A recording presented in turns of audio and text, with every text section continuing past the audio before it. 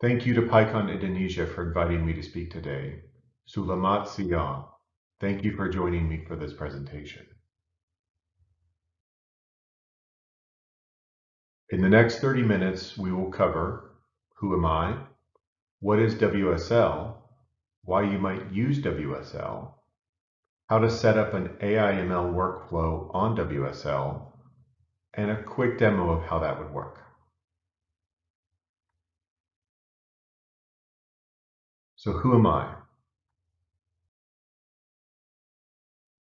My name is Hayden Barnes, and I'm the engineering manager for Ubuntu on WSL at Canonical, the company that publishes Ubuntu, as well as Microcates, Juju, Snapcraft, a bunch of other cool stuff. I've been working on WSL for about 3 years now. I started Penguin, a WSL-focused distro, a few years ago, and then I moved over to Canonical to lead WSL efforts on Ubuntu. I am, ironically enough, a Microsoft MVP on Windows development. My contact information is below, so you can find me on GitHub, Twitter, LinkedIn, or send me an email with follow-up questions.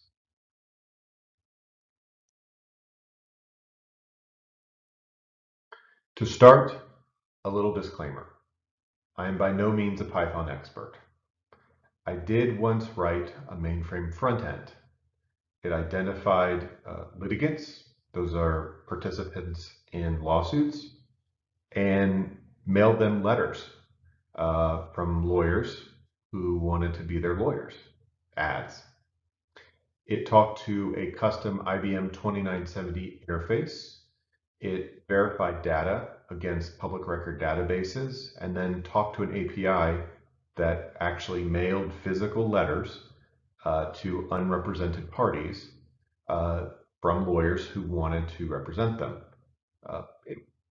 Well, the code is bad. It was my first major Python project. Didn't go anywhere because it turns out people do not like finding out they have been sued. But it was a fun project, and I'm glad I did it, and that is my Python experience to date. But what is WSL? WSL at its core is a Linux terminal environment for Windows. You can run most Linux applications and services on Windows with WSL with a relatively high degree of interoperability compared to previous VM or container solutions. WSL is very lightweight. It boots to a shell prompt in under 2 seconds on most devices. It lets you use Windows and Linux tools side by side, including piping the output back and forth. That's one of my favorite tricks. WSL1 was a system call translation layer introduced in 2017 that translated Linux binary system calls into NT system calls. WSL2 is a very thin virtualized container with a real Linux kernel running at the core. This shipped in Windows 10 2004 earlier this year and has since been backported to Windows 10 1903 and 1909. The advantage of having a kernel there improves compatibility dramatically.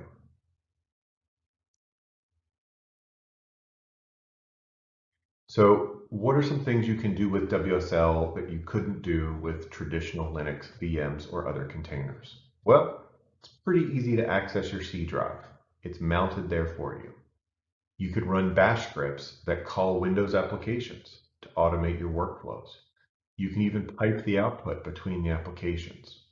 One of my favorite is to pipe the output of a Linux command to clip.exe, where I can then paste it anywhere using the Windows clipboard. You can even run Windows applications from WSL. Here's an example. Notepad.exe. There you go. That's very simple, but that's just one example of the things you can do with WSL when they come together, and that's the most interesting part for me.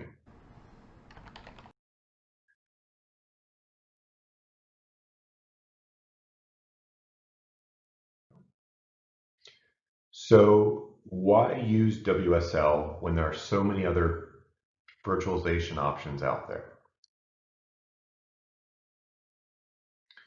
The number one reason we hear people using WSL is because your employer is Windows only. They may just be dabbling in Linux now, looking at Linux in the cloud, and WSL is a way to get started there, especially if you're managing hybrid cloud ecosystems. Your employer may have legacy .NET applications running on Windows Server that they want to save money on by moving to Linux, containerizing, and putting on the cloud, like Azure. WSL is a great way to do that. Or you might be learning Linux for the first time and you're not ready to dual boot or rent a VPS or pick up a Raspberry Pi.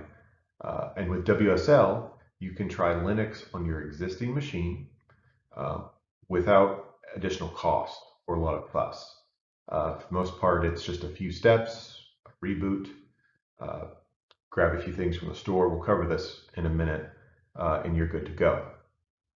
Uh, Last and finally, my favorite purpose is you want to build and test cross-platform Linux and Windows applications simultaneously. You can build a version for Linux, you can build a version for Windows, and then test them side by side. So if you build that Windows version in WSL, you can then just run it with the .exe. Or you build a Linux application in Visual Studio, and you can run it and test it right then and there in WSL. So we're seeing a lot of cross-pollination in terms of tools between Linux and Windows increasingly. So how to get started with WSL? Today we are going to start with a rather advanced use case.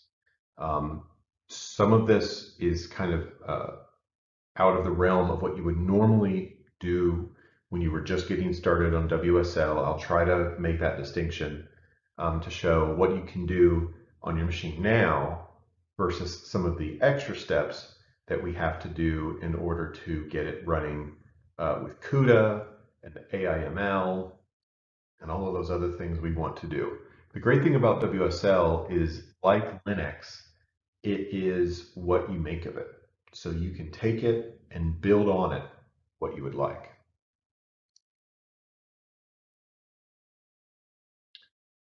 So for basic WSL2, you need Windows 10 1903 or higher. I recommend Windows 10 2004. You'll need to enable WSL 1 and 2 manually. I'll show that in the next slide. And you'll need to get Ubuntu from the Microsoft Store. This is on existing stable releases of Windows. Now for our purposes, we will be on the Windows 10 Insiders dev channel. These are bleeding edge builds of Windows 10 from Microsoft. It's actually a lot easier to set WSL2 up on these images with new features coming like wsl.exe --install. We'll also need a NVIDIA CUDA capable GPU, like a 2070 Super, which I have in my machine here. And we'll have to get the latest CUDA drivers, which I will cover momentarily. So let's say you don't have a CUDA GPU and you just want to get started with WSL. Right now, it's a little bit of a process. For non-insiders, you will need to enable WSL, then enable WSL2. Then you'll need to install the WSL2 kernel, set WSL2 as your default, which I recommend, and then you'll need to install Ubuntu from the Microsoft Store. Those are detailed here. Now, I hope to make this deck available at a later date, so if you need to copy and paste from here, you can. Now, if you're on an Insider's Dev channel, it's a bit easier. All you need to do is open a PowerShell prompt as administrator and type wsl.exe-install. And everything that we saw on the previous slide will be handled for you. So these features, the WSL.exe install will eventually land in stable Windows releases, probably sometime next year.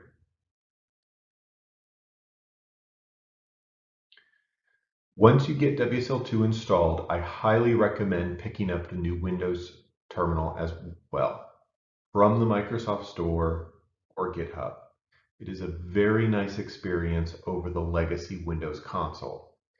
The only caveat I have there is that for some non-Latin alphabets, which may affect some users who are watching this presentation, the console may still be a better option, but it's worth trying both in my opinion. So here's my Windows terminal on my production machine. It is a custom Ubuntu theme. We are working on getting this theme out there so that you will get that very Ubuntu-like experience when you install Ubuntu on WSL. Otherwise, it's pretty generic, but we're getting there. But now that we have WSL2 up and running and installed, you can see welcome to Ubuntu 20.10. You can see I'm at my bash shell, I'm on my C drive in my Windows home folder. You can also change that default home folder in the Windows terminal settings in a JSON file. Okay. Next thing we will need after getting WSL2 set up is the latest pre-release NVIDIA drivers to support WSL on CUDA. To get there, you will need to enroll in the free NVIDIA developer program, kind of like how you need to enroll in the Windows Insiders program to get those builds. And you'll need to download the latest pre-release drivers. These are bleeding edge drivers. And eventually, when this feature goes stable in Windows 10, these drivers will be bundled in the standard NVIDIA drivers that get delivered by Windows Update, but they're not there yet. One caveat is to please keep in mind that installing Windows Insiders Dev Channel and pre-release NVIDIA drivers can introduce unforeseen bugs into a production system. I recommend doing this on a second system if you have one. I don't know about you, I don't have an extra system with a 2070 Super GPU in it. So what I do is I dual boot. I have two Windows installations on my computer. One for my gaming, let's be honest, that I want to keep stable, and one where I can go in and use these advanced tools with the pre-release software. And I'm a little more tolerant of those bugs that come up on the pre-release software. I file feedback and bug reports when it happens. Occasionally you get a blue screen, or in the case of Insiders, a green screen of death, and it happens. When you're on the bleeding edge, you can get cut and bleed a little, but that's where we are. So we install those latest NVIDIA drivers after enrolling in the NVIDIA developer program. Pretty straightforward if you've ever done this before. And then you verify in the NVIDIA control panel right there that you've got it installed and you are ready to go in terms of that component. We're not quite there yet. So just to recap, we've got WSL2 enabled. We've got Ubuntu installed with that WSL.exe install on Insider's Dev Channel. We have the latest pre-release NVIDIA drivers through the NVIDIA developer program. And then we've gotten those installed. So what do we do now?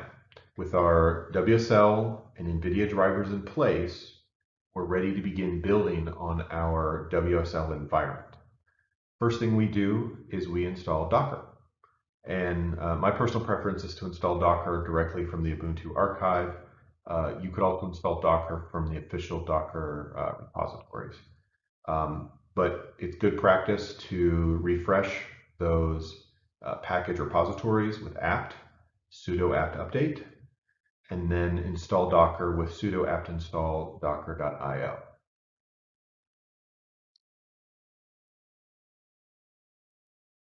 All right, so we've got Docker installed. Next, we need to install the NVIDIA Container Toolkit with the runtime for Docker to access the GPU.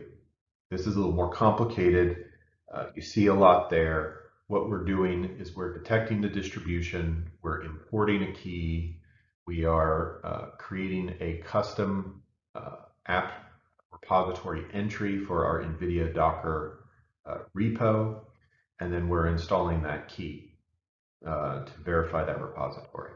These commands are on the next slide, but this is what it looks like when you're done. So these are the commands. We're detecting the distribution there by echoing out from our OS release file. We're then grabbing that GPG key for the repository with curl and importing that into apt. We are then grabbing the apt repository list and exporting that to our apt sources directory. You can see that here. So we're grabbing that, we're grabbing the curl and moving that here, just the same way we did this GPG, which we then added to the apt key database. And then we're also installing the experimental drivers, because we'll need experimental drivers for this to work, and it will install those for us. So once we get those repositories installed and the key in place, we run sudo apt update again. Apt is the package manager for Ubuntu. You'll see in this list here that in addition to checking these Ubuntu repos, which we saw before, we're also now checking those NVIDIA repos where we're grabbing the runtime, we're grabbing NVIDIA Docker components, and experimental libraries as needed. You'll also see that I have not run package updates on this image in a while, which is bad practice. Everyone should run sudo apt update and apt upgrade regularly for security purposes. Don't do what I do.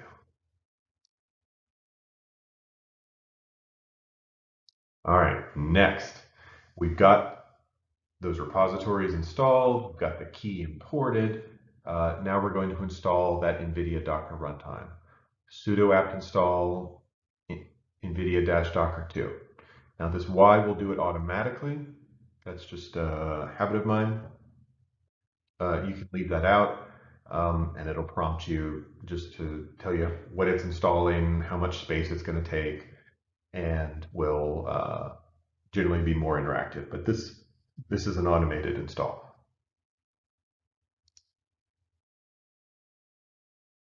All right.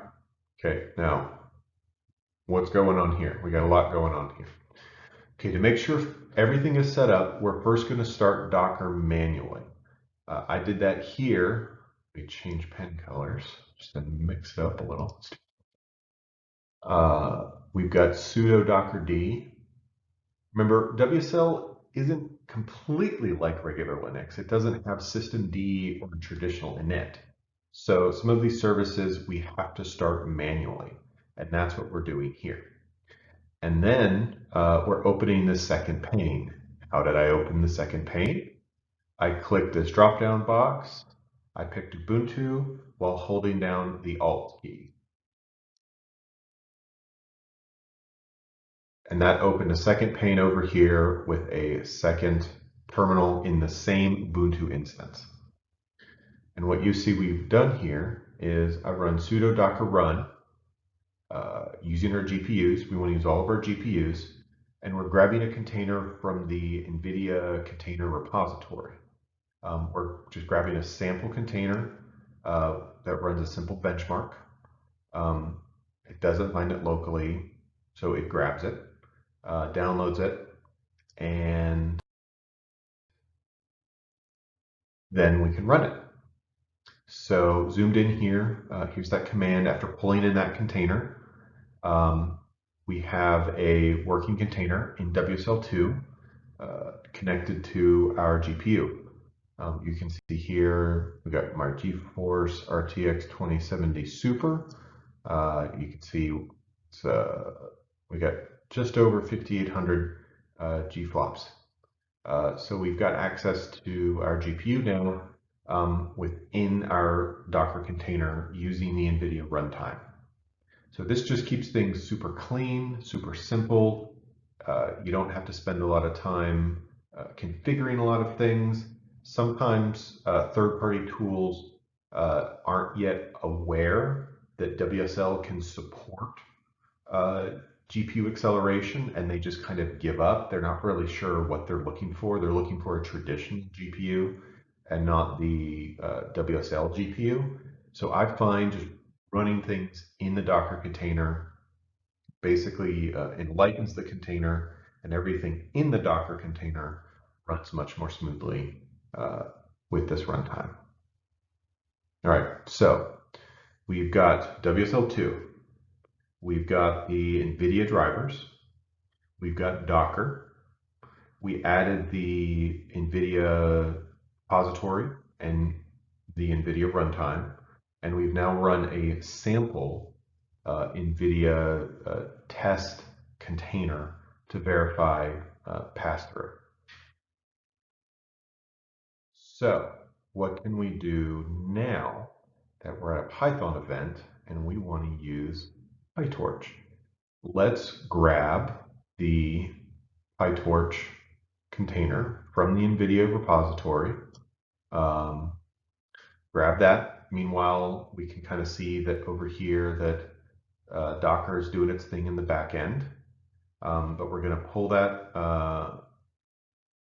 NVIDIA container and start working with it.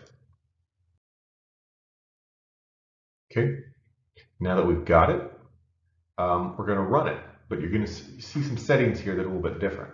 So we're running that Docker container with all GPUs like before, but we're running it interactively. So once we run, we drop to a shell within the environment. This is a little bit of a security issue, but we're going to share memory between our container and the host WSL container. You can also specify exactly which memory you want to share, but for now I just went with IPC host. Now here I have a volume option, and I am mounting via WSL my desktop folder, which is automatically mounted at Mount C, and I'm mounting that within my container to data desktop. And then I'm running the same, pulling the same container we pulled before. So here we have PyTorch. Occasionally when you run PyTorch, you'll get a little message that no NVIDIA device was found and GPU can't be used. That's a known bug. If you check the release notes, it is definitely there. And if you run NVIDIA SMI, it should be detected. But that's how we fire up our PyTorch container. Right? So we've got our PyTorch container. You can now start building and testing inside that container. Here I have cloned a sample project, just some examples from PyTorch. Git clone those into a folder, went into that folder, made sure I installed our requirements using pip. Most of that was satisfied except for pillow. And then we are pretty much good to go. We have an AI/ML workstation. In terms of working with this moving forward, you can then clone and edit the source of this Docker file from the NVIDIA container registry and run a custom version. But I really recommend using Docker build to add your customizations on top of the standard registry container image, just so that you can move Python dependencies, right? Python dependencies are complicated, just so you get smoother migration as those containers get updated and the underlying get updated, and you just avoid issues. So use Docker build if possible. So because we mounted a volume in the container to our Windows file system via WSL, we now have a little examples folder right here on our Windows desktop. On our Windows desktop, we can now, if we wanted to, feed data sets directly into our Docker container from Windows. You can also open your Python in code. You can also make any other changes you need to. See, the key is every workflow is going to be different. So I installed Docker completely inside WSL just because that's what I'm used to. There is also Docker Desktop for Windows, which has a WSL backend, which offers similar functionality. It's just going to be personal preference, and I highly recommend that you experiment and try what works best for you. But to recap, we enabled WSL2 on Insider's dev channel. We did that with the caveat that dev channel can sometimes be a little unstable, so we're not necessarily going to move all of our main production machines to Insider dev channel right away. We then installed the latest NVIDIA CUDA drivers from the NVIDIA developer program. We installed Docker. I installed Docker inside WSL. You can also install Docker Desktop for Windows, which hook into WSL. We then downloaded a test container to verify that we have CUDA functionality within our Docker container within WSL2. I then git cloned an example of a PyTorch project and set it up and ran and began training some data sets on some public data sets. And then, as you can see here, thanks to the interoperability of WSL between Linux and Windows, mounting that folder in the Docker container inside WSL and then reaching out to Windows where we can access that data directly. The only caveat I have about that is that crossing data between Windows and WSL is going to introduce a little bit of a bottleneck. So if you're doing gigs and gigs and gigs of data, you should go ahead and just move that over to the WSL side. You shouldn't do that across the Mount C barrier. It'll just slow things down a little bit more than you need to. But once you move it over to the Linux side, you can, on the Insider's dev channel, you can always access it from the quick actions in Windows Explorer or from //WSL/Ubuntu in File Explorer, just like as if it were a Samba directory. You can access your Ubuntu file system there. So thank you. Selamat tinggal. Appreciate your time. Thank you for joining me. Again, I will make this deck available to the PyCon ID organizers so they can be shared. And you can follow up with me via email, GitHub, Twitter. I'm pretty much all over the place. Thank you so much. Bye-bye.